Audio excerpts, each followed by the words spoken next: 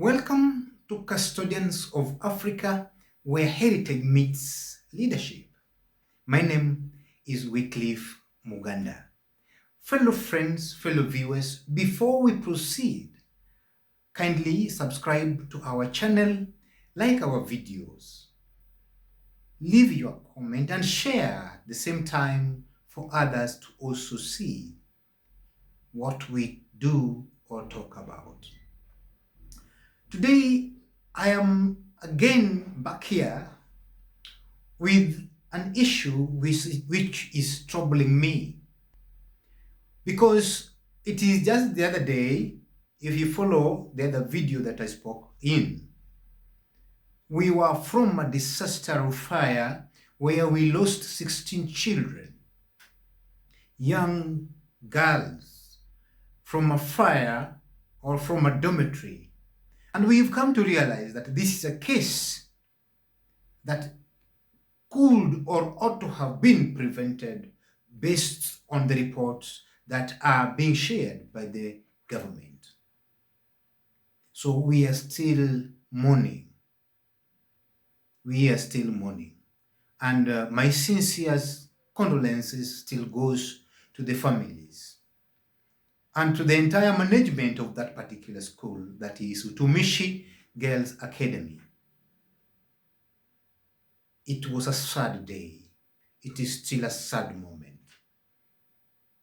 I tend to feel how the families, the fathers, the mothers, the sisters, the guardians that were left without their children feeling, plus those that are still in the hospital and got injured. May you heal quickly in Jesus' name. Fellow Kenyans who are my friends, I'm worried again, just the same way I was worried yesterday, because following the episodes, it is like we are jumping from the frying pan to the fire. What do I mean by saying this?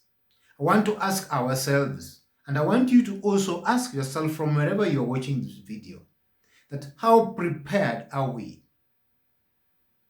How prepared are we? Prepared about what? Prepared about quarantining Ebola victims. In the recent past, there has been an outbreak of Ebola in Congo. A matter or a disease that has made our neighboring countries shut, close with very huge padlocks their borders. But here in Kenya, the discussion that is on the ground, at times we need to listen to the ground. By the way, I am not a doctor. This stethoscope is just, I just happened to find it in one of my drawers. Let it not confuse you that probably I'm a doctor. No, I am not. Now, back to my story. Our neighboring countries have closed key and lock, and probably they have kept the keys in one of their most honored banks. Their borders are shut. And the story in Kenya is different.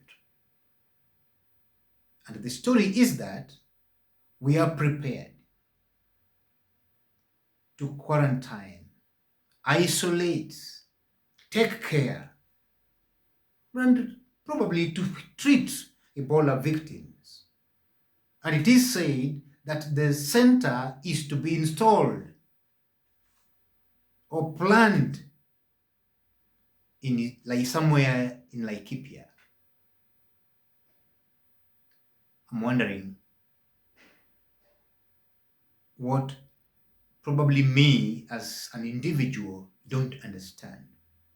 Friends, it is just here down the year 2018, 19, 20, 21, when we were most hit hard by the COVID-19. And we lost wealth. We lost the best brains. We lost jobs. We lost businesses, children, the best doctors. Till today, some of us have not recovered. It was the most dark moment I, speaking with you, have ever seen since I was born. We experienced things that I had never experienced. I want to believe you too that is watching this video. To date, there are those that are widows, those that are orphans, widowers. There are those that had lost their jobs and have never recovered till today. There are those shops or businesses that were closed. They have never recovered, neither reopened till today because of that deadly virus. So when I hear, you'll excuse me, probably I'm in another world. But when I hear that our nation is ready and cheerfully willing to welcome the victims of Ebola, I'm getting worried and I'm becoming more fearful because I don't know how far then I'm going to be away from that deadly disease. Probably Kenyans have got the best expertise that are able to treat and cure that disease. Yes, well and good, because we are willing and wishing all those that have been affected to get well and get better back to their lives. It's a good thing. But why? Why Kenya? Why Kenya?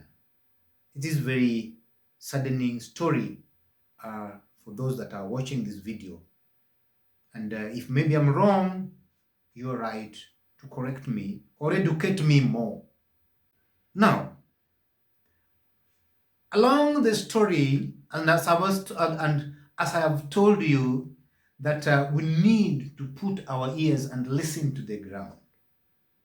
I want to echo one Justice Patricia Nyaundi, who said no to the establishment of this quarantine center into our land. Said no, hold on. How prepared are we? I want to believe that probably that is the question that was also troubling this justice by the time she was doing this ruling. How prepared are we? I would plead with our doctors, the experts, to tell us how prepared they are before these people can come into our land. Fellow viewers, allow me to remind you to subscribe to our channel as we proceed with the story. You know what is most interesting in this story is that I also understand that the United States of America have already have a deal. Again, I've read it from somewhere, I'm not very so sure. They made a deal, there's an agreement that is already on the table. There's some document probably that have been signed. And some huge amount of money have been set aside for this program. And you know, we Kenyans, we love money. And probably this is the reason why we are saying yes instead of no to this deadly disease. And the amount is to a tune of 1.7 billion Kenya shillings. I want to believe you, you may have the understanding of how much that money is. So even if it's going to kill us or people are going to die, let that money just come. Should that be the case? Should that be the case?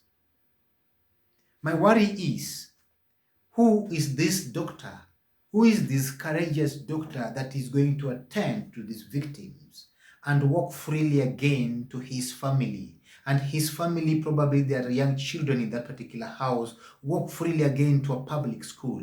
A public school, yes, there are pupils there in big numbers, walk again to their homesteads, share with their families. Their families again walk to the market center, to the church center, and the virus or the disease spreads out as such.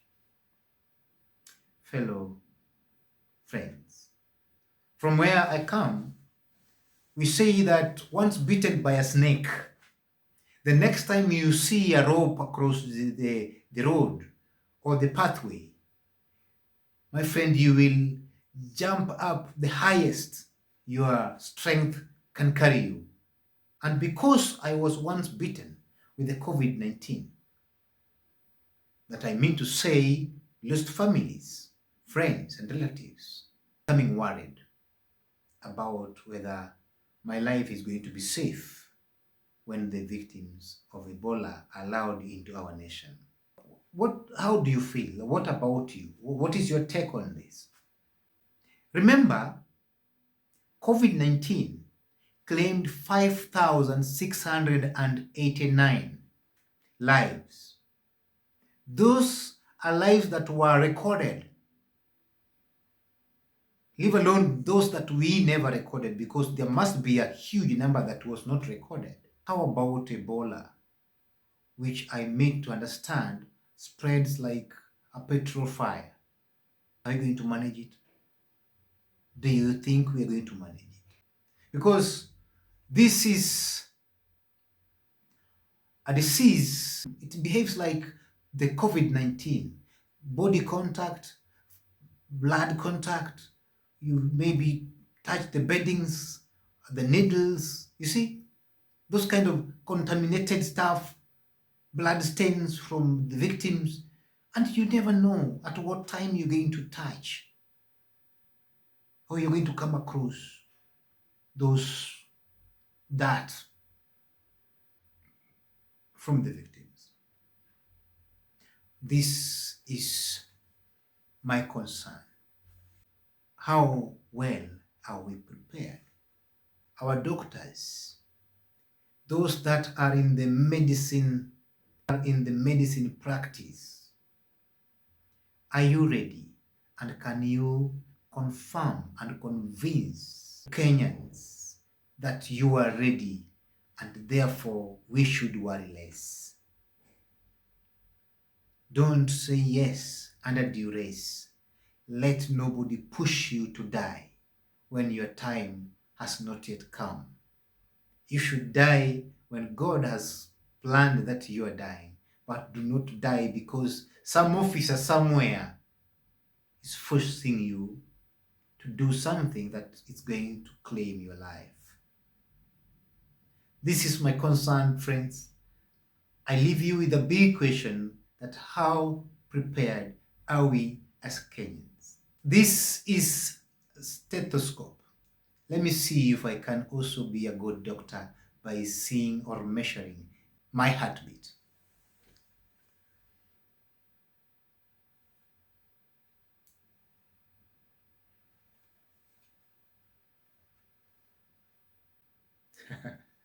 Yes.